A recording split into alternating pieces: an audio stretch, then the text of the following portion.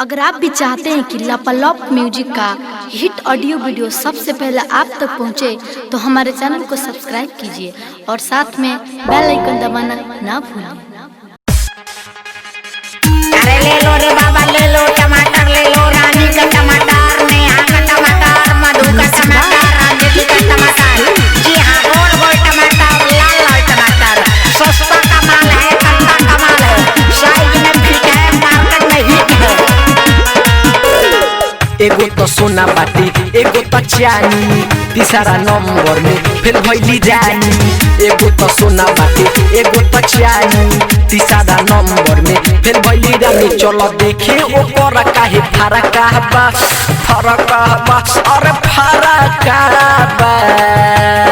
मधुआ के देखनी, अंजलिया के देखनी, मेवा के सामान सबसे बड़ा बा। मधुआ के देखनी, अंजलिया के देखनी, मेवा के सामान सबसे बड़ा बा। मेवा के सामान सबसे बड़ा बा। Krishna recording studio Delhi. मेवा के सामान सबसे बड़ा बा।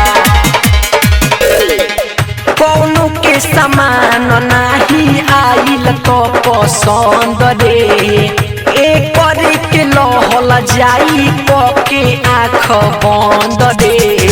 कौनो के सामान नाही आइल तो पसंद रे, एक के लहल जाई के आँख बंद रे। लागे कौनो न लागले में मारा कहबा, मारा कहबा, और मारा कहबा।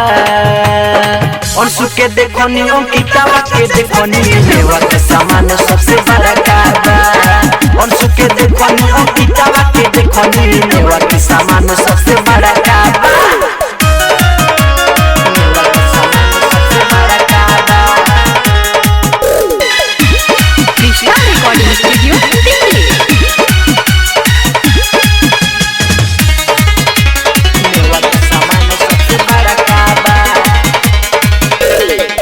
अहमद राज जानी अब तेनी देख रे, कैसन बा टमाटर ते सिवनिया के देख रे।